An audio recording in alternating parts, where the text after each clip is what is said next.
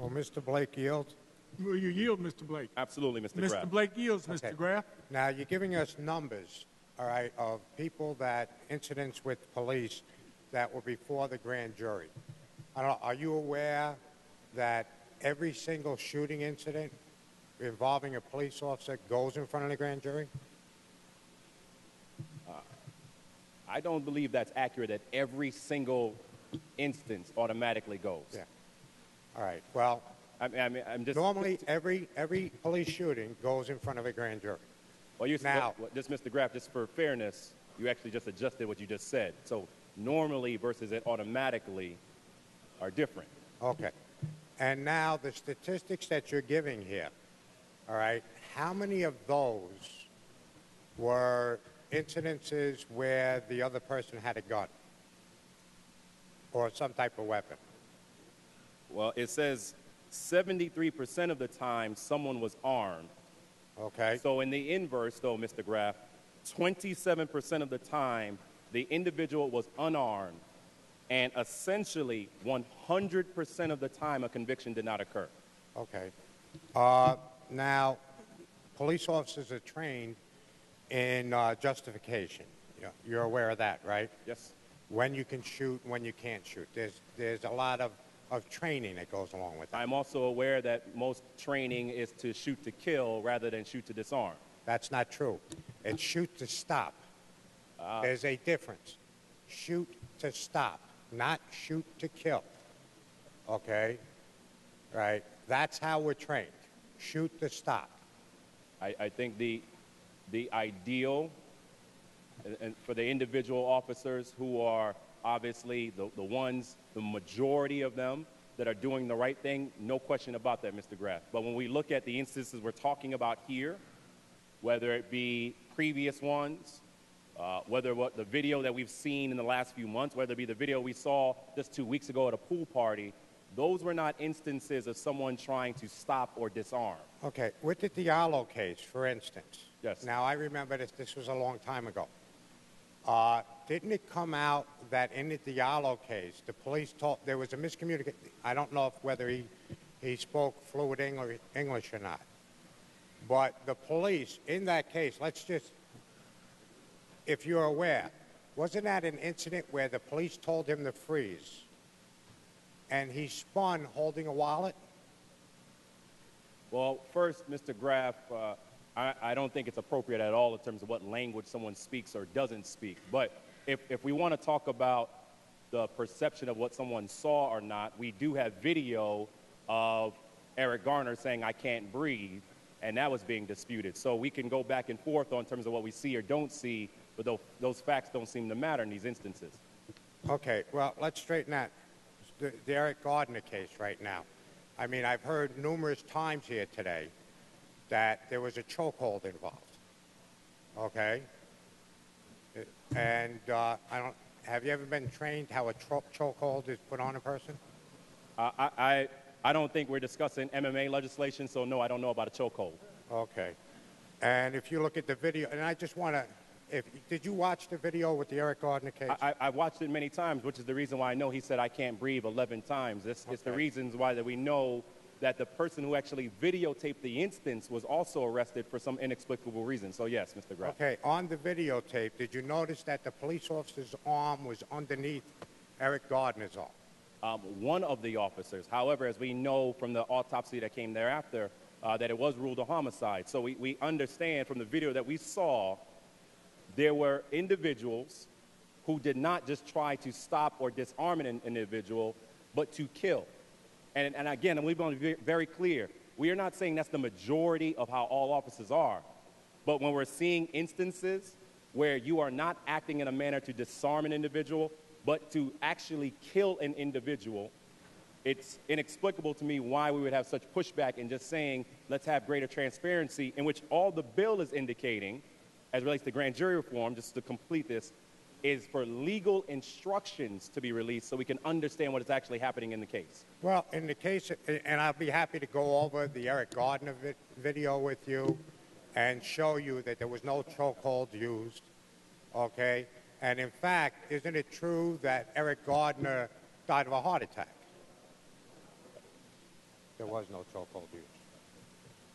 I couldn't hear the portion you said to your colleague, Mr. He Graf. died of a heart attack. Isn't that true? That is accurate. Okay.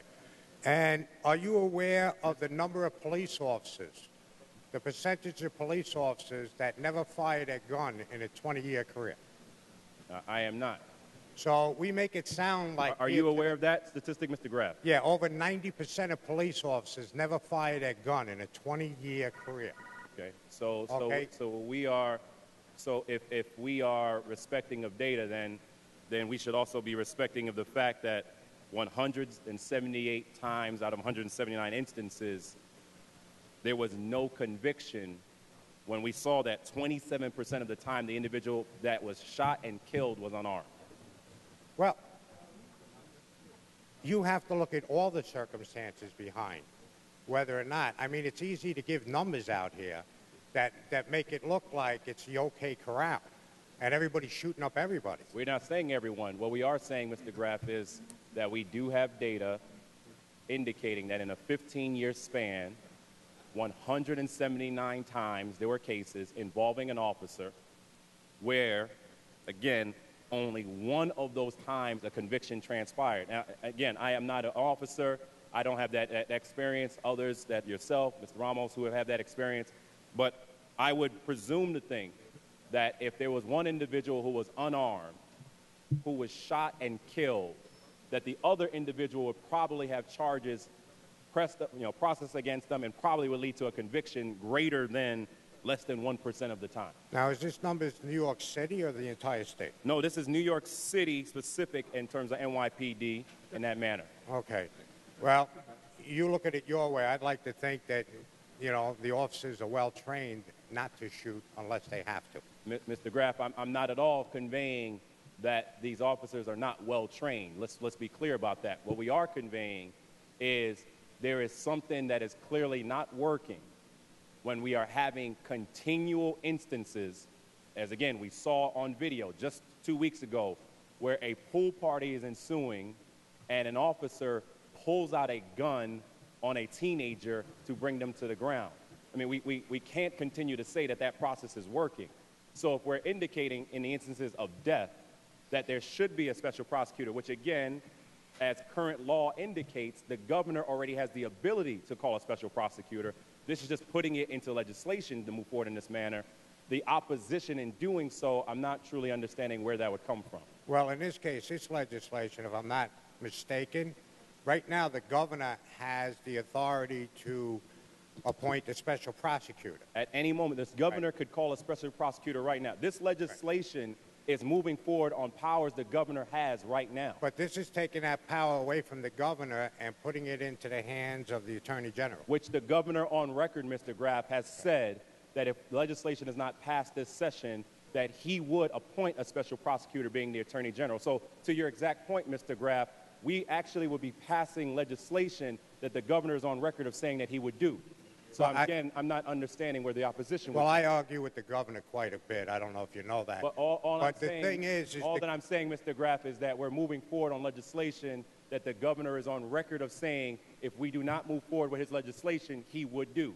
Well, So right- I am not understanding where the opposition Well, would come right from. now, the governor has, the only ability the governor, I believe, has to appoint a special prosecutor in this case was like Pataki v. Johnson, That is not accurate, Mr. where Graf. the DA refused to enforce a New York statute. That's not accurate. What happened is that in two different instances, DAs made a determination not to move forward, which led to the governor appointing a special prosecutor. That is different from saying the governor does not have the authority to do so. The governor right now has that authority to do so. So we're creating legislation which would be enabling exactly that. Well, what we're saying is right now, the only time that the governor can do that is when the DA refuses to do his job. He refuses to enforce a statute, or he refuses to prosecute in a case.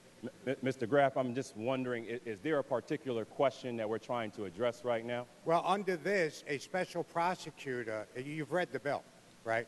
I've read it. I've sat with the families. I have great support for it, so yes. Yeah. And under this bill, any incident involving a police officer, the language says that the Attorney General shall promptly apply to the Superior Court, and the Superior Court will basically appoint a special assistant Attorney General. So he's going right away, any incident with the police, according to this legislation, right, a special prosecutor will be appointed, even if the DA is pursuing. Yes, and that is because from the statistics we continue to look at, for some reason we don't want to focus on the facts right here. The statistics that we've seen over a 15-year span have indicated one conviction out of 179 instances. I mean, in that space, why would we then not be looking for a new path? Well, again, you know, you haven't shown me that a police officer in those times that their training hasn't prevented them from, look, nobody wants, as a police officer, the last thing you want to do is fire your gun. Yes, Mr. Blake. I believe I've yielded enough time to Mr. Graf on the question. Mr. Blake has decided not to continue to yield.